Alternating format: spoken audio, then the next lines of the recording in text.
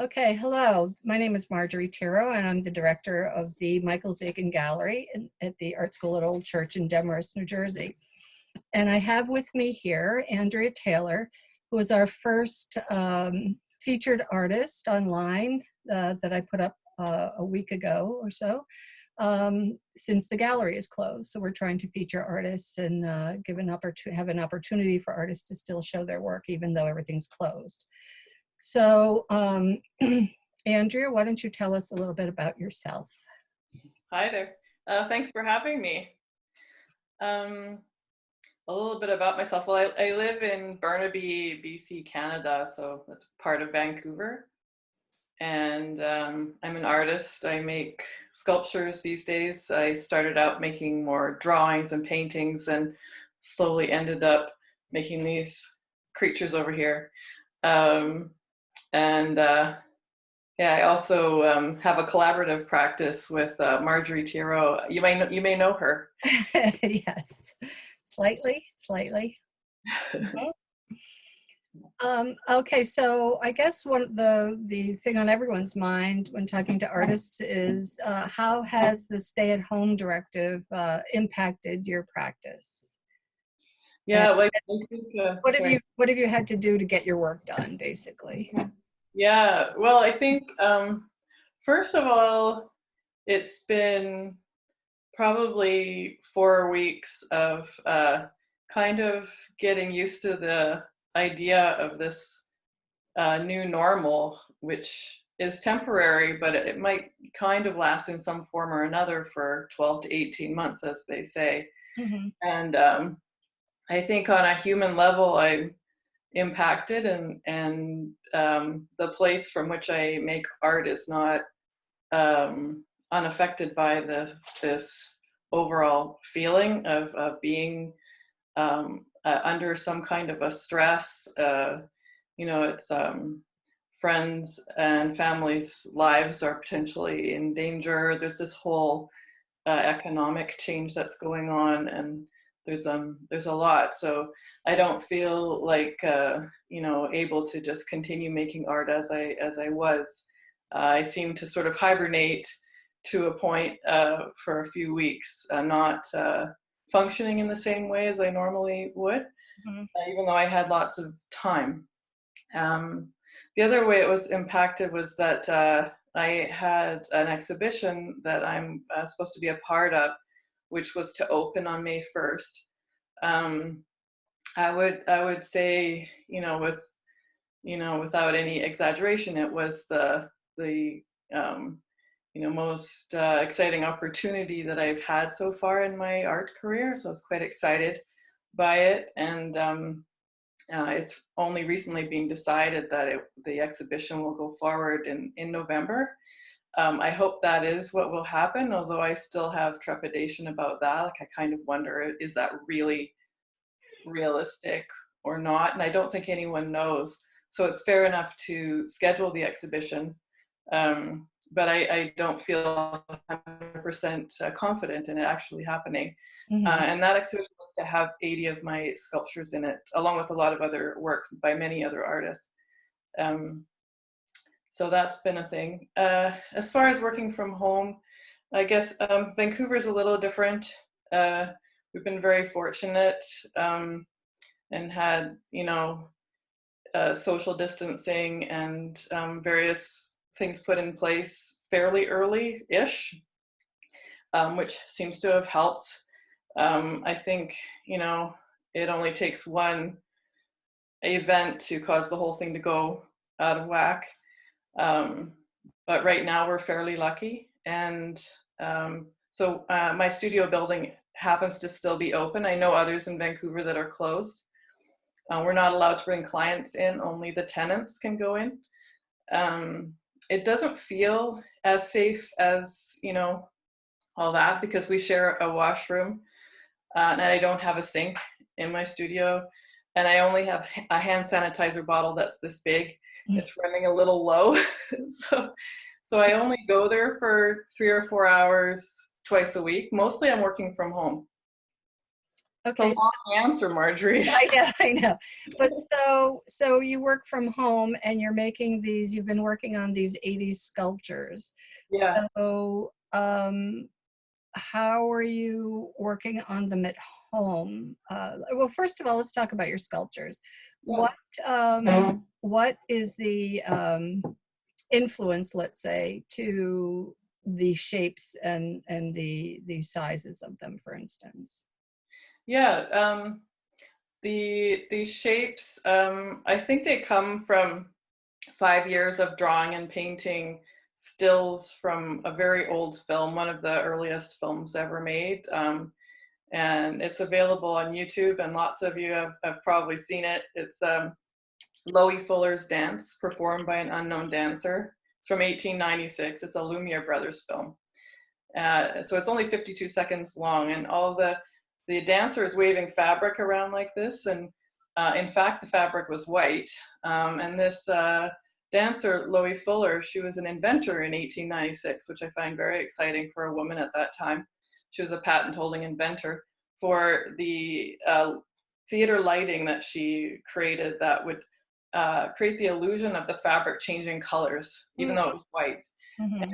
to create that in the film, the Lumiere brothers had people technicolor the film, so you see the fabric changing colors. Oh, cool. Somehow these shapes that are so they're abstract, they feel feminine.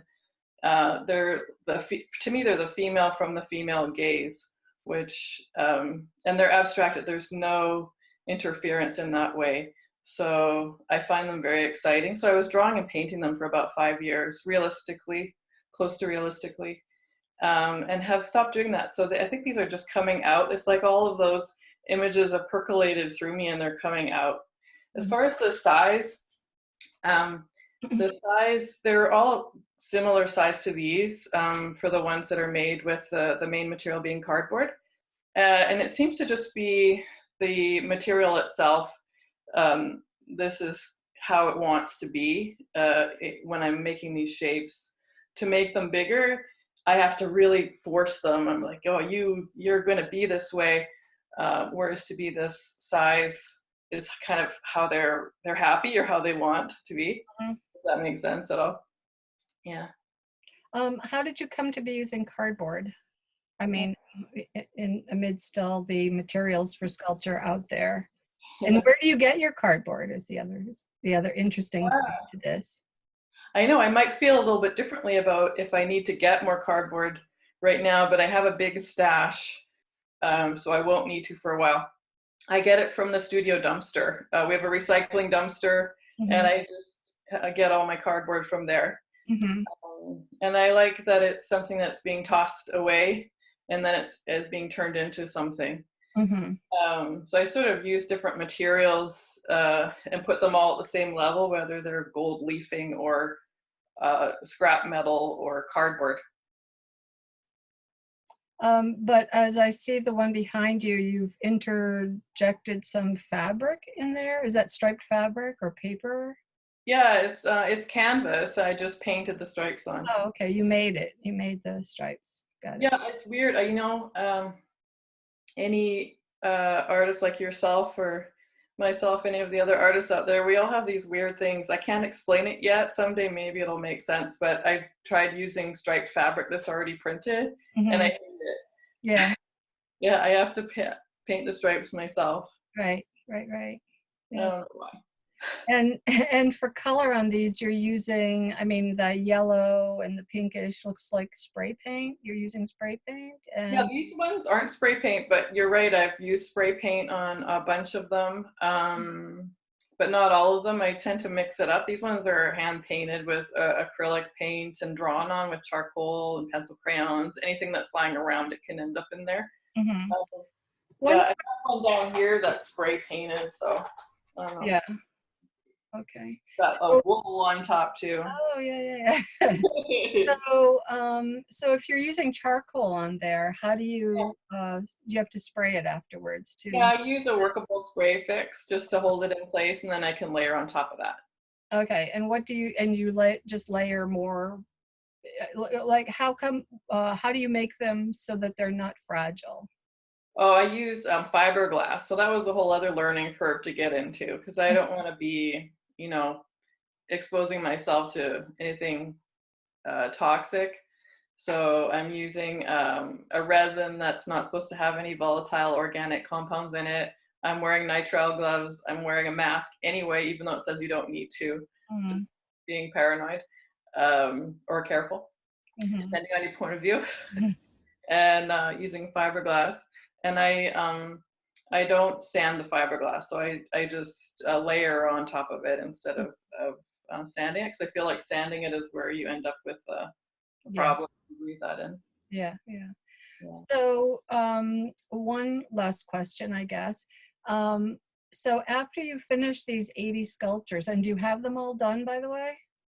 Yeah, I have them all. They're all done. I had about a month left before we were supposed to install the show when Mhm, the whole world global pandemic arrived in North America officially and took over our lives or mhm. changed our lives a Yes. lot.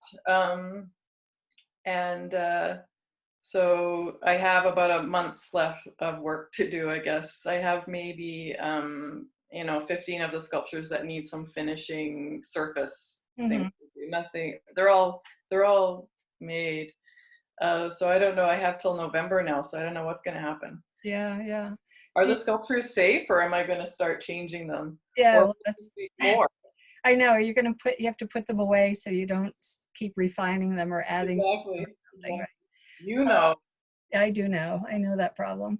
But anyway, so when you finish these 80 and you're ready to install whatever, are you going to continue making these, or are you going to move on to something else? Or have you thought about that yet? Or do you have any ideas?